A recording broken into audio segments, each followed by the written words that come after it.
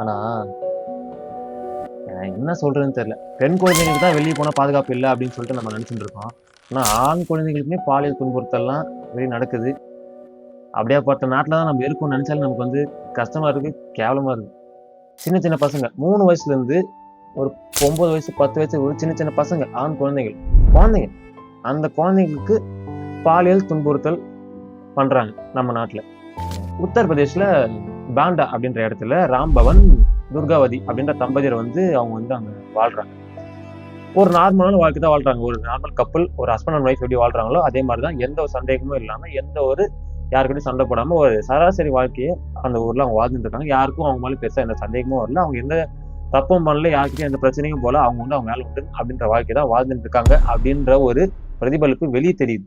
ஆனா உள்ளுக்குள்ள அந்த நாய்ங்க என்னென்ன வேலை பண்ணுதுன்னு கேட்டா, என்னடா இப்படி கூடவாடா பண்றாங்க அப்படின்னு சொல்லிட்டு நீங்களே கேட்பீங்க. அந்த மாதிரி விஷயத்த அந்த நாய்ங்க வீட்டுக்குள்ள பண்ணிட்டு இருக்காங்க. என்னன்னா 3 வயசுல இருந்து நான் சொன்ன பாத்தீங்களா, 3 வயசுல இருந்து 9, 10 வயசுக்கு சின்ன சின்ன பசங்க, ஆண் குழந்தைகளை என்ன பண்றாங்கன்னா, இந்த மாதிரி சாக்லேட்டு, இந்த மாதிரி கிஃப்ட், சின்ன பசங்க என்ன பண்ணுவாங்க, இந்த வீடியோ கேம்ஸ் விளையாடுவாங்க பாத்தீங்களா, அந்த மாதிரி அவங்க கூட ஆசை காமிச்சு ஃபர்ஸ்ட் பழக ஆரம்பிக்கிறாங்க. அவங்களுக்குள்ள ஒரு நல்ல பாண்டிங் இந்த கப்புள்ஸ்க்கும் அந்த குழந்தைங்களுக்கும் ஸ்டார்டிங் கிரியேட் பண்ணிடுறாங்க.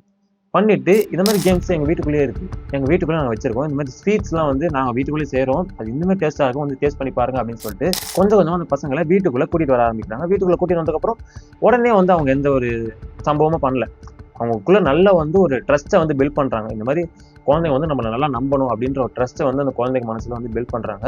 அந்த குழந்தைங்க வீட்டுக்கு போயிட்டு ரெகுலரா ஆனதுக்கு அப்புறம் தான் அந்த குழந்தைங்க கிட்ட இந்த துர்காவதி அப்படின்னு சொல்ற அந்த பொம்பளையும், இந்த ராம்பவன் அப்படின்னு சொல்ற இந்த ஆம்பளையும் பாலியல் துன்புறுத்தல் அந்த சின்ன சின்ன குழந்தைங்களுக்கு அந்த கருமத்தை அதுங்க பண்ணதும் இல்லாம அதை ரெக்கார்டு வேற பண்ணுது.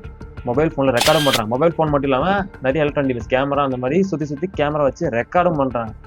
ரெக்கார்ட் பண்ணி அதை டார்க் வெப்ல அந்த நாதாரிங்க விற்கிறானுங்க. அப்லோட் பண்ணி பப்ளிஷ் பண்ணி விற்கிறாங்க. கிட்டத்தட்ட 47 கண்ட்ரி கிட்ட இந்த மாதிரி சின்ன சின்ன குழந்தைங்களை அபியூஸ் பண்ற வீடியோவை வித்து அதை காசாக்கி அதுல வாழ்ந்து இருந்தானுங்க இந்த நாதாரிங்க.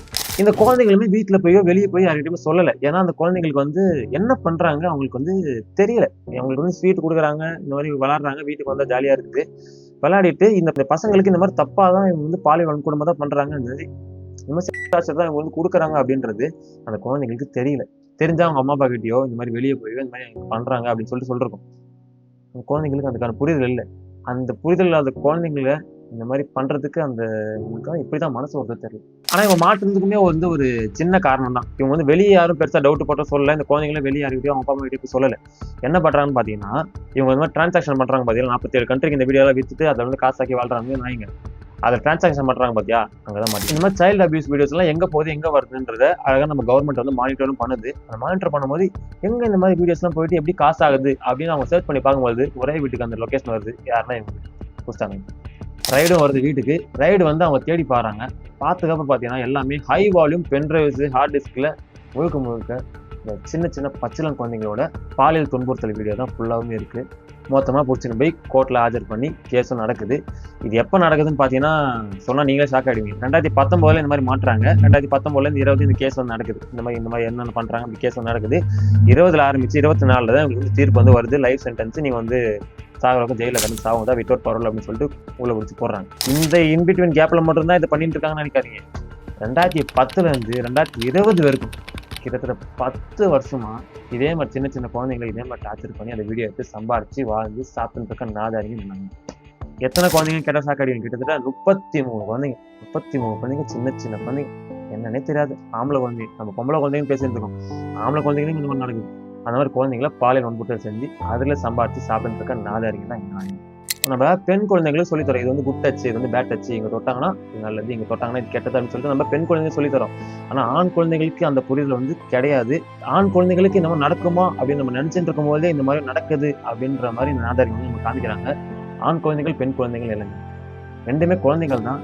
குழந்தைங்களையுமே இந்த மாதிரி பண்ற ஒரு கேவலமான எச்சத்தனமான பிறவிகள் நம்ம நாட்டிலேயே இருக்கு, வெளிநாட்டிலேயே இருக்கு. ஊரு ஃபுல்லா சுத்திட்டு இருக்கானுங்க. யாரு என்ன நமக்கு தெரியுமா? நம்ம கூட பழகிற மாதிரியே இருக்குது. இந்த மாதிரி விஷயத்த பண்ணிட்டு போறாங்க. பெற்றோர்களுமே அதை தொடர்ந்து மானிட்டர் பண்ணணும். நம்ம குழந்தை ஸ்கூலுக்கு போறான், வெளியே வந்தா விளையாடுறான், வீட்டுக்கு சாப்பிட்டு தூங்குறான், மறுபடியும் காலையில் ஸ்கூலுக்கு போறான் அப்படின்ற அந்த ரொட்டீனை அந்த குழந்தைங்க ஃபாலோ பண்ணினே இருக்கும். அந்த கேப்ல குழந்தைங்களோட ரியாக்ஷன் எப்ப எந்த டைம்ல மாறுது, எதனால மாறுது அப்படின்றத நம்ம தொடர்ந்து மானிட்டர் பண்ணோம்னா இந்த விஷயங்கள் நம்ம வந்து சீக்கிரமா முன்கூட்டி தெரிஞ்சு அதுக்கான நம்ம சொல்யூஷன் நம்ம சீக்கிரமா நம்ம வந்து கண்டுபிடிச்சு மாத்திடலாம்.